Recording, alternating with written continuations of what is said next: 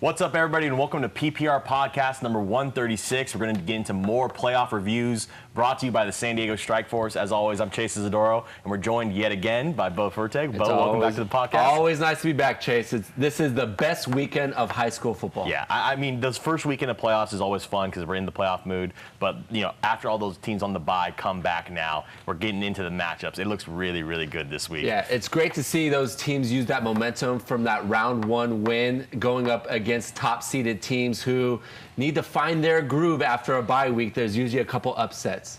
Yeah, definitely. And to see the teams that, you know, off those bye weeks, just how they adjust, can they keep those momentum? Some of those teams even had losses going into the bye. So, you know, it will be interesting. But I think we have to start off with the Gala Awards. Shout out to everyone who was up for an award. Well-deserving seasons, awesome seasons, and really excited for all those kids to get their chance to be represented. But we did have some backlash on social media, and we are, like we say, as expected. Like we say on this podcast, we know we're not just going to shy away if someone wants to say something. And so I feel it's only right that we address it, and we do talk to these people. And, you know, we're not going to get into individually every single comment because we'll probably be here for too long. But I think we just need to clear some things up when it comes to the Gala Awards. First things first, nothing we do is like absolute or definitive. Nothing. There's no exact science. There's no system. There's no like we need this many open guys or this many D1 guys. Case in point, we got two guys from Hoover on a category because we felt like they were deserving. So, you know, there is no absolute or definitive science where we must have this here. The other big part of it is a senior-driven award show. You know, does that necessarily mean, like Sir Autry from Hoover, should he be up for Offensive Player of the Year? Absolutely. He's got over 2,000 yards and 30-something touchdowns. But we're going to always favor the seniors because it is their last chance to get that recognition, especially because the Gala will be probably when they've already played their last football game. So it is that last chance where they get recognized, even if it is just a nomination and not a win. Now, is that the perfect system? Probably not, but it's the way we go, and it works out because, you know, we always make sure that we do try to recognize them. You know, there's some guys, maybe you look at the guys from modern day where, you know, great careers in Buxton and McMillan, great you know, stories with 2 back-to-back state titles. Probably didn't have the seasons they had. D1 commits. Yeah, D1 commits, like top-level talent. And, you know, they're not going to get recognized because in the final year they didn't have the greatest year. You know, sometimes it happens that way, and that's ultimately the cost of it. But we feel like that is the best way still to do things. That said, you know, we expect reactions. We expect kind of the negative parts. You know, we don't feel any certain type of way about it, especially when it is the coaches. And most are valid because of that. Absolutely. And that's the point is that there simply is too many good football players in San Diego. I wish it was the case that there was only 5 worthy of each category. It's not. We go through these lists and we you know, and the beauty of it is, you know, it's not just Paul Rudy up here reading highlights. He goes to you in the South Bay. He goes to Nick James in the North, Allison in the East, Brandon in the City, Bree at the Game of the Week, to me eating a pizza in somebody's face. You know, we're everywhere. We're out there. And so we all come together. It's not just a small group of people deciding on this. It's the large majority of us who are the big players at the PPR. And so when you have those people seeing everything, it's a long list. Well, that's the thing. We still don't see everything. Over 100 teams in the county. So unfortunately, you and I do a lot of research, more than a lot of other people, and we still don't see everything. We added an extra spot in these categories this year. We usually have 5. Now we have 6. We could add 10, and we're still going to leave someone off just because of the depth of the county. And that's the case of it is, you know, we legit could have 10 and there would still be snubs. You know, and it's so hard when you come down to 5, especially in some of these categories. Like, you think of how many snubs there were for, like, offensive player or defensive player. Try underclassmen. Because it's a senior-driven award for just offensive, defensive. You go to underclassmen, you got to think of all the juniors, all the sophomores. There's still some freshmen out there. I mean, there's so many guys, and you can't double up with the school. So if you have one school, you got one guy. Does that mean that Pablo Jackson and Maxwell Turner and all those guys were not worthy of it? Absolutely not. They absolutely are. But, you know, we don't. I like the coaches that do come out and say something, obviously, because they are defending their kids, especially the kids themselves, who are like, you know. But the simple fact is that you cannot look me in the eye and say there's only 5 people worthy of it. There's far more than that, and that's why we went to 6. You know, imagine if we had 7 more snubs. That's what it would be. I mean, guys, we can rattle it off right here. Matthew Barton, Hudson Herbert, Anthony McMillan, Isaiah Buxton, Quinn Roth, Nicoy Maddox, Jordan Glaze, Pablo Jackson, Maxwell Turner, Chance LaChapa, Jonathan Sablon, Mason Walsh from Westview, Rylan Jesse, Josh Ball, Andrew Mays, Colin Dill, Jack Stahl, Graham Bauer, Nathan Terzoli, Josh Hossman-Less, Carson Deal, Brendan Lewis, Isaiah Grant, Drayden Gardner, Chris Brown, and Tyson Line from Mira Mesa, Quentin Coleman, Sergio Garcia, Jaden Williams from Mission Hills, Jamil Kassab, Joseph Mancello, Zach Morales, Caleb Reese, Brady Palmer, Parker Johnson, any of the Saints underclassmen, Makai Villavia, Martell Hughes, Damaja Jones, Anthony Lawrence, Greg Tate, Matt Marquez. How far down the rabbit hole do we got to go? Yeah, right. It's that's the simple fact. All these guys are deserving. And there's far more than that I didn't even name. Yeah. So to come up with 6, we just have to make sure that the guys we got in there are worthy of it. Yeah. Their teams have been worthy of it, of having a representative, especially if someone like that is significant. Sometimes it means that, we have one person from one school and we need to show other love to other schools so somebody else doesn't get on there. And it's bad that way, but at least we have the guys that we have on there, and we feel confident and strongly about them. Trying to give a good representation. All those guys that you mentioned have a case, but so do the guys in their respected categories that we absolutely. And I think we could all just be excited for them. I know, if you're a player or a coach, you might feel a certain type of way about it, and that's fine. That's totally understandable. But it's just as long as you understand that there's way more good talent in this city. It's not just one guy that got snubbed. Yeah, it's half the county.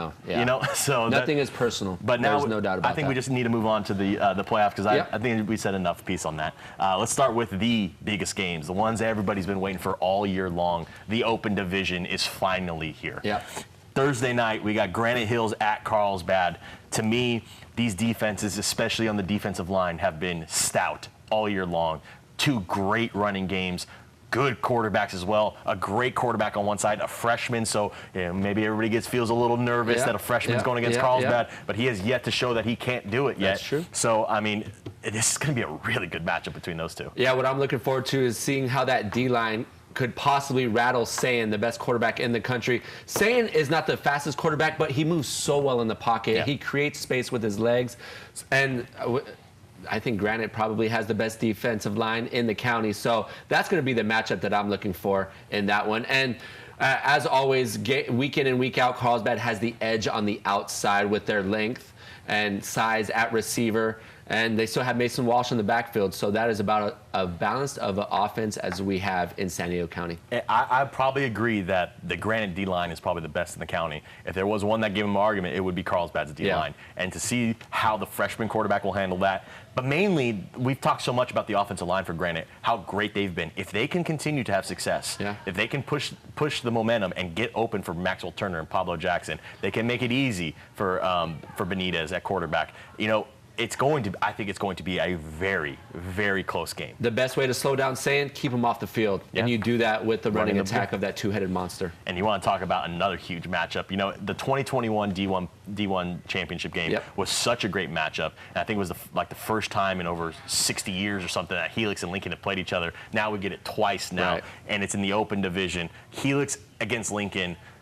This just seems like a heavyweight title fight, doesn't it? Yeah. I know there's Carlsbad and Granite on the other side, but this is just such massive teams and massive programs going against each other.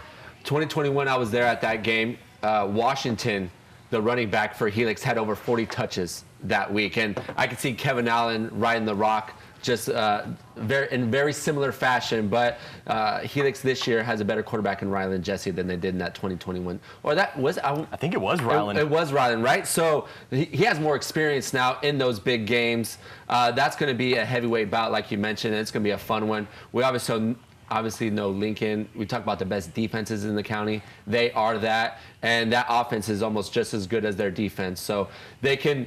Both teams, it's great because both teams can slug it out with low-scoring games, and both of them can score a lot of points. So it'll be interesting to see how that one pans out. Man, I can't wait just to see. Because there is potential for upsets on both games. There really is. If anybody was going to give Lincoln and Carlsbad the best chances, these are the 2 best teams. I can't wait to watch these ones. But now let's get into Division I, where it is a wide open race. We start off with Torrey Pines versus Madison. Madison, not the strongest season that they've had, but they get that huge win against Mater Dei. Now they get a chance to go against one of the toughest defenses in the county in Torrey Pines. Can Torrey Pines keep the score low? I think they can. but Madison is very well capable of doing the exact same on the opposite side of the ball. It's going to be an interesting matchup in that one. Bert mentioned on Friday night that that was the most dominant defensive line performance that he's ever seen while on PPR, and that's a lot coming from first-round pick, top 10 pick in the NFL. They did it against Mater Dei. Mater Dei was a bit banged up on the offensive line, so we definitely have to mention that. But the winning equation for Madison that week in the first round, grab early momentum. Jaylen Brown, 88-yard touchdown, first play from scrimmage. Big special teams plays, right? The special teams put that offense in plus territory. They blocked the field goal and converted on a fourth down conversion to keep a drive alive near midfield. So that's the winning equation for Madison.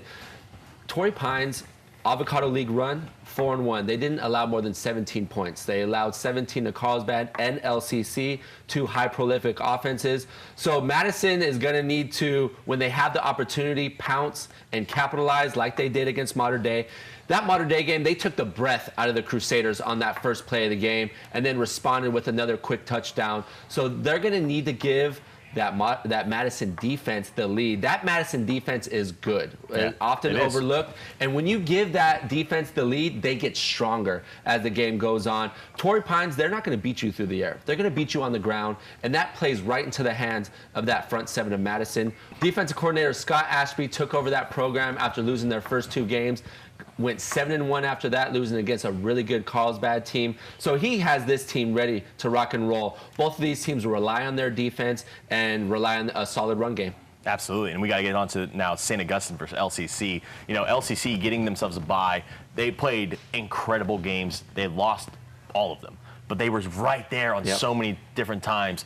This St. Augustine team, the more I watch them, the more I'm convinced they have a chance of going on to winning. I'm serious about that. They are so good and physical in the trenches. And I know they have freshmen running the ball, but they also have guys like Parker Johnson, Parker Patterson, Brady Palmer at quarterback. Isaiah Hasten has taken off down this last stretch at wide receiver. They are a force on the offensive side. And LCC is also a force on the offensive side. I can expect a high-scoring game in this one. They do like to both run the ball, though, so it might stay a little bit lower scoring just because of how they like to run the clock. But Quinn Roth has been great for the LCC as well. It's going to be tough for St. Augustine to beat LCC because they have everything they need to get it done. But I do think Saints can beat this team just from how physical they've shown to be on the offense side of the ball. Two teams trending in the opposite direction, right? LCC loses the last 4 of the regular season. 3 by 1 possession, they lost by 10 against Torrey Pines. And then St. Augustine winning their last 4 of 5 after that tough loss against Mater Dei. I agree that it's going to be a higher scoring game. Honor Falave Johnson needs to continue to rack up big plays, big impact plays. But the X factor you mentioned, Parker Patterson is a big one, but Parker Johnson for me, I saw him last year in that round 1 game against Eastlake. Offensively and defensively made big impact plays. Brady Palmer is also going to have to play well. There's no doubt about that. This is a moment for him to kind of elevate himself when talking about the top quarterbacks in the county. So this is going to be a good one. And watching film on LCC, I was watching Quinn Roth. He reminds me a lot of Trevor Lawrence. He can spin the ball. The ball comes out of his hands small, which tells me he could spin it with the best of them. Absolutely. And then we get on to Cathedral Catholic versus El Camino. I can't even remember the last time these two teams played against each other, but this just seems like the clash of the Titans because it is so big in the trenches. You look at Cathedral's O-line, you look at El Camino's O-line and D-line, it's massive with dudes. You also talk about their quarterbacks who can extend the plays with their legs. Carson Howard, who's now on the Silver Pigskin podium. Jack Stevens, we've seen time and time again how he can get outside the pocket and go deep. I mean, this is going to be a really, really good game. Both teams average 30 points per game. Cathedral allows 30 points per game. So in that fashion, it's going to be a high-scoring game. El Camino can run the rock down your throat with Devin Serta and Tate Alea. He has a wonderful last name, so wonderful. I probably butchered it right there. Sorry about that. But big bruising backs that can take over a game, and then you still have Carson Howard. A handful of receivers on that team with 20-plus receptions. So you talk about great balance on the offensive side. El Camino's physical in the trenches, and I think that's been one of the weaknesses of Carlsbad with that front seven. That linebacking core is going to have a tough time against that two-headed monster in the backfield and Carson Howard, who's a dual-threat quarterback. And we get on to the Discovery Bowl rematch. Mission Hills versus San Marcos. This time around, Crete Macchielli will be at quarterback for San Marcos. When I watched that game, and I've said it probably about 100 times, they were down 1 score at halftime, and they tied it up on the first drive. Mission Hills' defense was the difference maker. Jonathan Class especially, who we've seen all season long be the difference maker for them. If Mission Hills' defense comes out there and makes those differences with turnovers, which, I think San Marcos can be prone to. If Mission Hills does that, Mission Hills runs away with this game, in my opinion. But I think if there's any team on upset alert, really, I think San Marcos can get this done. Crete Macchielli, when he's the absolute difference maker in the way that offense rolls. When he's out there, he can turn anything into a great possession. And I think San Marcos defensively, they may look a little small, but they have fight in them. And I think defensively, they can go toe-to-toe with them. I think San Marcos can get it done. It will be interesting to see, though, because Mission Hills is still stout, like every single year that they are. Also, just for a spectacle, if you guys want to see some of the best student sections in San Diego, go to this game, because the San Marcos student section versus the Mission Hills student section, and the fact that they're so close to each other and rivals, man, it's going to be an awesome show. Mission Hills was 3.5 seconds away from being crowned D1 champs against a state champion in modern day. So they're licking their chops at this opportunity.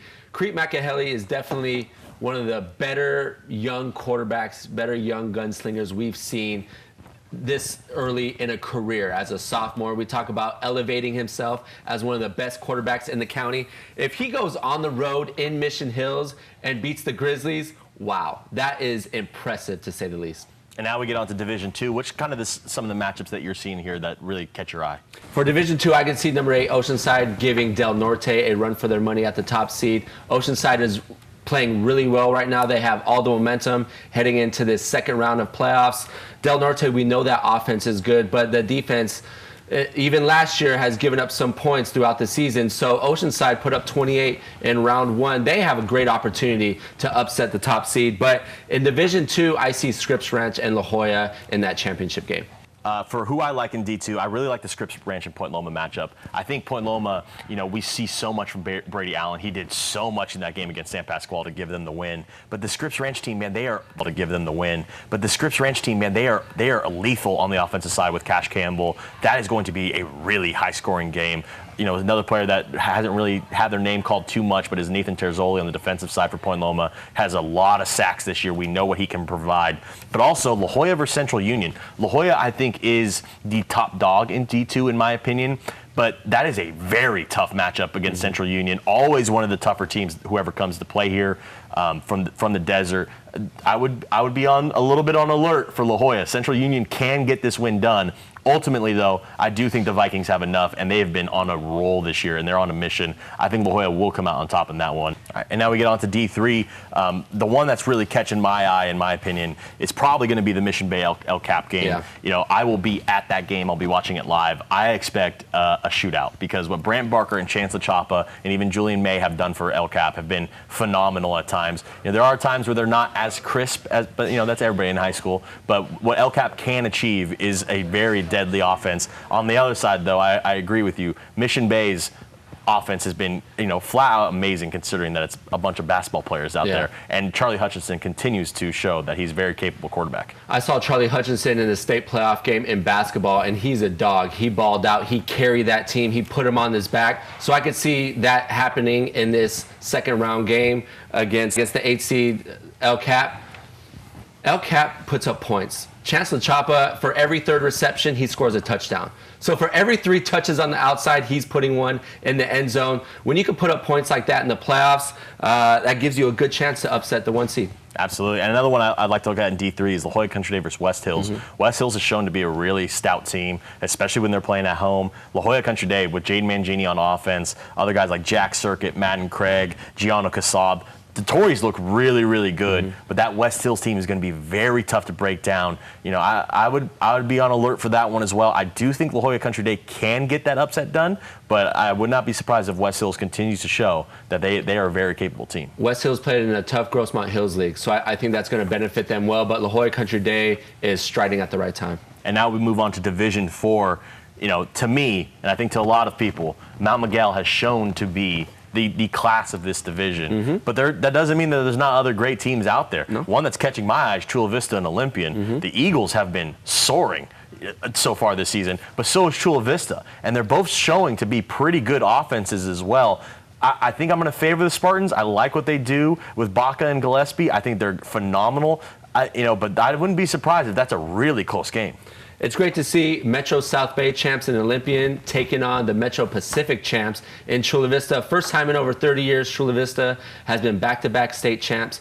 Baca, 23 passing touchdowns, a school record. Elijah Gillespie, 15 receiving touchdowns, a school record. So they're doing things that haven't been done in history at Chula Vista. Both of these teams did face off week 5. Chula Vista did get the best of Olympian. It was not even really a competitive game. They beat him pretty easily, 27-8. But Olympian is flying high, as you mentioned, a 4-game winning streak. Had a great win last week, a convincing win, 31-15. So it's both the offense and the defense of the Eagles that are playing well. Brad Carter's doing an exceptional job in his first year as head coach, and that's a senior-heavy team for Olympian. So they have all the makings to upset the Spartans. And then Mount Miguel, I mean, they're going against Escondido, and I don't really see that being a close matchup. I think Mount Miguel will go out there because I think they have a point to prove that they are the best team in this division, and they have shown that time and time again. I mean, their only real slip-up was against Bishops, who's shown to be a great team. I mean, I feel like Mount Miguel goes out there and handles business like they always do. This is the most dominant D4 team we've ever seen. Yeah, I agree. Ever in the history. The last one I could think of was Mater Dei back in 2015.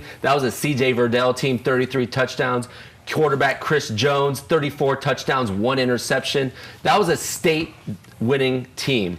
They were Division 4. They bumped to D2. I can see very similar fashion happening next year for this Mount Miguel team because they've been so dominant. The way that coaching staff has come together within a year, they have D1 talent all over the field, and you don't hear that very often in Division 4. They have the great thing about this run during guys that didn't play in the first half of the season.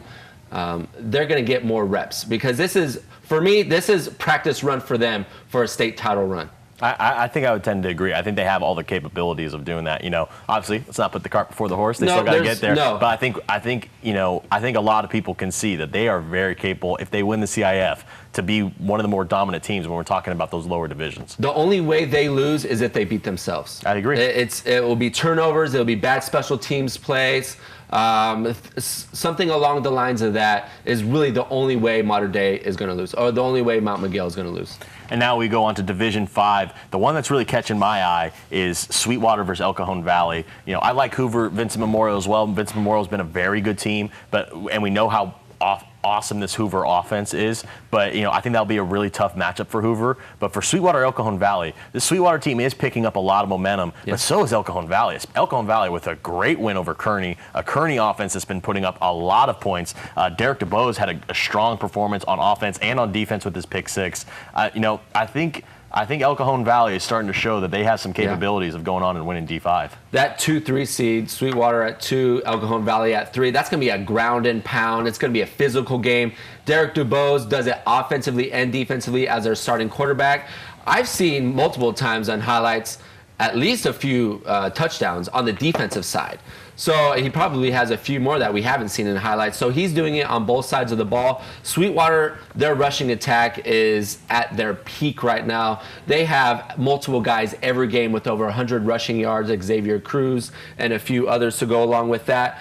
That 1-4 seed, Vincent Memorial, Jacob Elias, I haven't seen, looking at stats, any other quarterback with over 2,000 passing yards and over 1,000 rushing yards. So that Vincent Memorial team is going to put up a lot of points, but we know Hoover can also put up a lot of points as well. That's going to be more of a finesse game. I see the winning team could easily have 40 points in that game. I mean, which game that Hoover plays doesn't have at least an 80-point total on the game? Right. I mean, it's going to be fun to watch. They're awesome to watch because of that. Like, obviously, being defensive guys, we like with the stout defenses, but it's kind of cool when it's just a back and forth track meet. It's going to be two totally different games. Absolutely. Between Vincent Memorial and Hoover and Sweetwater, El Cajon Valley. I agree. Now we get on to D5 AA, Holtville versus Maranatha, and Army Navy versus Tri-City. Beware of the desert. because Holtville has been outstanding this year. I think it'll be very, very tough for Maranatha. A very impressive win for them this last week, but I think Holtville has shown that they can be a very good team at times, especially at home. Army-Navy, though, I still think they are the class in Division 5 AA. Their defense shows it time and time again, especially with Ratumana Bulabulavu. I think Army-Navy will handle Tri-City, but I would be worried for Maranatha. I think it will be a Holtville versus Army-Navy championship game. Yeah, I agree with you on that. And then, that's going to do it for us here right now. Tomorrow, Paul and Bert will sit down with the Silver Pigskin finalists from El Camino, Carson Howard, on PPR podcast number 137. But we'll see you guys on the PPR.